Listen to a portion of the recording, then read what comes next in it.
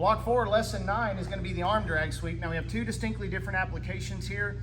I'll show you the first one. Second one, I'll strip the gi top off, kind of give you an idea how that's supposed to look as well. The first one we're looking at is from the seated butterfly position, arm drag sweep. Sometimes our opponents are very reluctant to commit their hands. Many times if they understand that you're a butterfly guard player, especially if they're a higher level, they're going to realize committing their hands to any particular part of your body, interior of the knee, is going to become a problem. They'll have no problem oftentimes grabbing your feet, but committing a hand up here or committing a hand more to the inside of here understands that they're getting that hand locked up. They're submitting it to get locked up. They probably know that you're going to be a good butterfly sweeper and they're looking for that, so they're going to play real reluctant with their hands. They're going to be real dicey here. So one of the things that we can do here is called the arm drag. Okay, arm drag to the back take. So from here, if they're playing this way, I like to go 2-on-1 with the grips. And what I'm doing is grabbing here, thumbs are over the top. I grab, thumbs are right over the top here. Now I don't want to, when I go to pull, I want to separate, but I don't want to lay all the way back because I'm getting long. What I'm going to do is I'm going to separate this grip from whatever they have, pulling it right inside. I'm going to put it across on the far side of my body, and then I'm coming up and over the top, okay? Now once I get up and over the top, there's a quick little shift that has to happen here because my grip is all messed up. I have to turn it to a knuckles down grip. So I came over the top here, I pulled this. My next grip is going to be to seal this off. So the first way we break this down for coaches in the youth will be, we're here, they're going to grab a grip on the pant. I'm going to go 2-on-1, I'm going to pop that grip off and I'm going to pull it across, okay? Now before I do anything, I'm going to come right over the top and I'm going to grab either the belt or ideally I would like to grab the far side lapel if I can grab it, okay? So from here now I've still got a knuckle down grip. I need to switch that, so I'm simply going to turn my hand over the top. I'm not going to grab out and go 4 fingers in because that's an illegal grip. I have this grip, I'm going to roll it over the top and I'm going to actually put my knuckles on the mat so I can start to scoot to the side, okay? Now once I make my scoot to the side, I'm not necessarily going to try to crawl up them. I'm going to start scooting away to put their shoulder on the mat.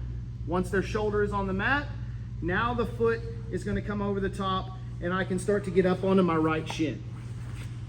What we want to avoid is trying to jump on their back and climb. Now we have two distinctly different ways of doing this and I'll show you both ways right here in just a second. Here, we pop that grip loose. We're going to come to the back. We're going to get either the belt or the lapel. If the lapel is already there, I want to take the lapel and I want to do so in as high of a point up on the back as I can possibly get. Now, I'm going to shift myself out from underneath them and I'm going to push her leg out and I'm going to drag her backwards and I want to put her down on her shoulder just like Coach is down on her shoulder now. Now, I can start to work the leg over the top, okay? So once I work the leg over the top, the climb means I'm simply getting up onto my shin.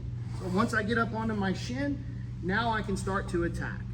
I'm not going to come when they're kind of up like this and start trying to jump up on their back. This is not what we want to do. We want to put them down on the shoulder by dragging them out, and then we'll climb up on the back when they're in a disadvantageous position. So here, pop this grip off, put the hand on the mat. Hand's going to come across. We also need to seal this off because if I let go of this grip, the hand simply comes back in front and now she fishes the underhook. We got problems. So we want to come across.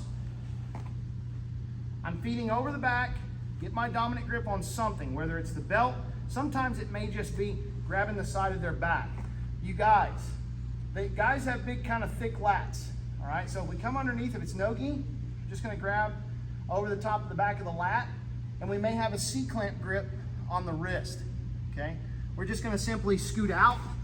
Now, from here, we can kind of go up underneath, and we can push the leg down and start scooting them down and put him down on their shoulder. Once we get them down on their shoulder, this leg can now go over the top.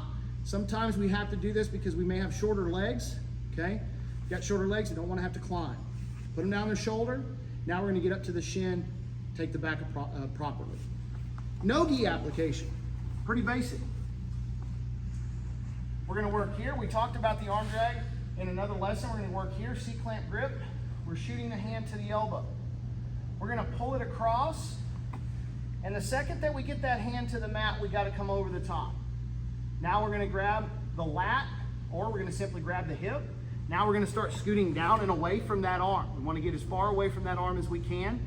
Now we can start trying to bring them down, and we can put the foot over the back and start to climb. The arm drag. A few little details here. I believe we'll cover this in pretty good detail in another lesson. C-clamp, elbow. We're gonna turn the arm across and we're gonna pull. C-clamp, elbow, pull. Now we're gonna reach, okay? So again, C-clamp, underneath elbow grip, pulling this across our body.